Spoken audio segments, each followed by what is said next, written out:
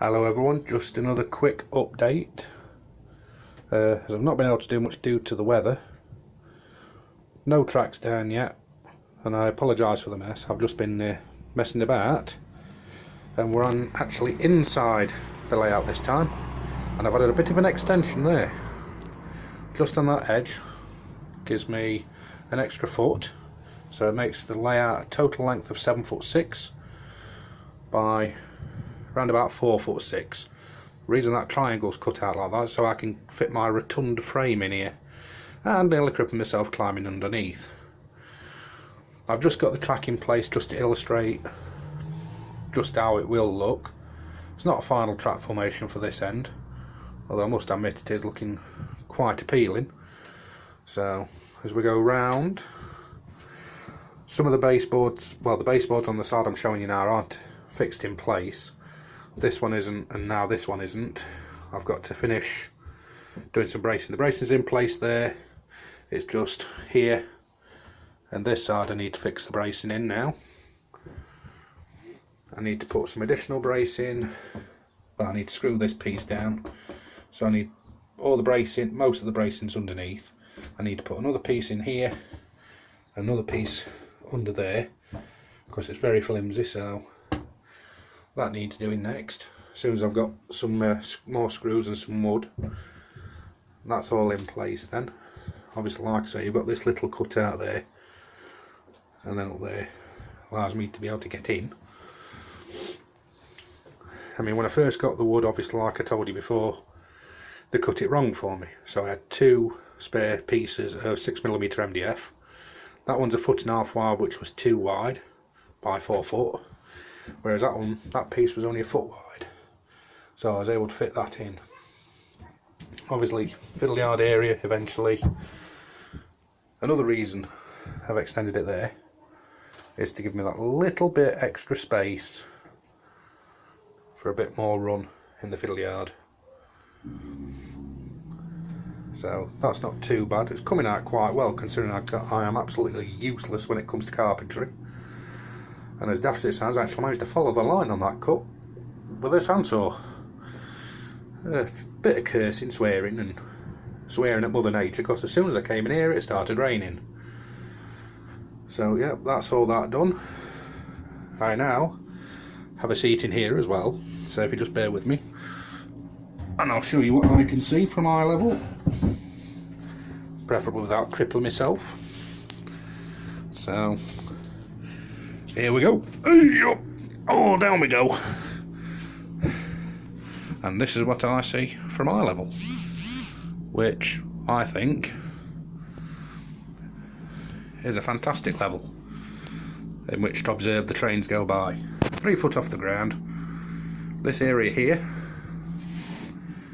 all this area, well, most of this area here will be for the control panel. I'm actually thinking now of, for the sardines, instead of having them on this straight section here, I can have a bit of a larger station. I'm going to be using the Hornby grey plastic pieces for that because of the curve at this end. It's going to be a dual track curve at that end.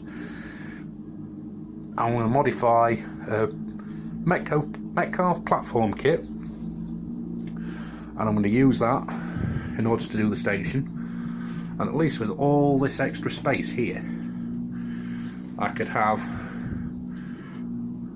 your outer track here, coming round, cross over to connect to that one, but just there, or a bit further up this way, there'll be another crossover which goes round onto another track, going all the way around, connect back on at this end, and then obviously there'll be a couple of sardines kicked back there behind the station. Just simple double track going into single track at this end. One train in steam principle. Not really much else to tell you at the moment. I've not been very well. I ended up in hospital again earlier in the week. I was suffering with shortness of breath. Found out I got fluid on my lungs and possibly around my heart, so I'm off sick at the moment. But I do want to get back to work as soon as I can, otherwise I can't finance this beauty when it's done. So yes, just a quick shout out to a few people. Cotsmore Junction again. It's thanks to him that I did this extension. Also, one I've just subscribed to is called Budget Model Railways. Head over, have a look at what he's doing. It's amazing what you can do with wallpaper, with cardboard now. I find it very informative, and I might actually build myself a portable, little portable DCC layout out of that method. Also, I think it's Dave Class 47, another truly exceptional young man. He uses, I think it's Kato N-gauge track. He's got a nice little layout there. So one day I might have a go with that again. I did try it years ago. Not really much else to tell you. Welcome to any new subscribers, obviously. I don't know how you managed to find me, being honest, but thank you for joining me. Hopefully, I've set myself a deadline of, where is it, June, July, to finally have trains up and running, have the track down. The baseboards will definitely be complete. Now, one thing I've been told about what some modelers use is like a lino, what you put on your kitchen floor, or the underlay to do with it, and they've used that as a base first for the track bed and then put cork on top. So I'm thinking of doing that. I might do. Obviously I'm going to need a pretty big piece to cover this old layout, and then I'm going to have to make sure that I get all my marks right for cutting out my little piece of heaven in the middle here.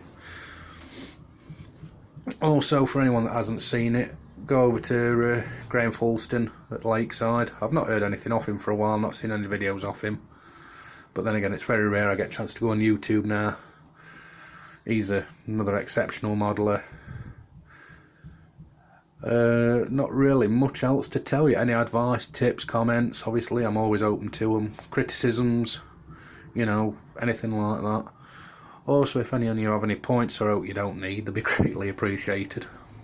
Nah, I'm only kidding. I'll eventually get all those myself, although I am thinking of using the Pico Smart Switch system on the DC control. So yeah, that's really everything I have to tell everybody. Enjoy your modelling, and I will hopefully see you next time. Take care, everyone. Bye for now.